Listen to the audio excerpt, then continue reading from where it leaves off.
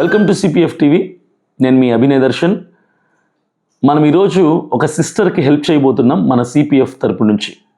భద్రాచలంలో గవర్నమెంట్ హాస్పిటల్లో ఒక చెల్లి చాలా అనారోగ్యమైన పరిస్థితుల్లో కుటుంబ సభ్యులు ఎవరు కూడా సహాయం చేయనటువంటి స్థితిలో ఆర్థిక సహకారం ఏది కూడా లేకుండా గవర్నమెంట్ హాస్పిటల్లో చాలా క్రిటికల్ కండిషన్లో అడ్మిట్ అయి ఉన్నారని ఒక ఇన్ఫర్మేషన్ మనకు వేరే వాళ్ళ ద్వారా తెలిసింది.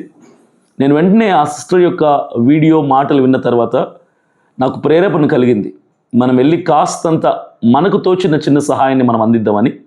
సో మేమిప్పుడు విజయవాడ నుంచి బయలుదేరి భద్రాచలంకి వెళ్తున్నాం. మన సిపిఎఫ్ తరపు నుంచి 10,000 రూపీస్ ఆ చెల్లికి మనం సహాయం చేస్తున్నాం.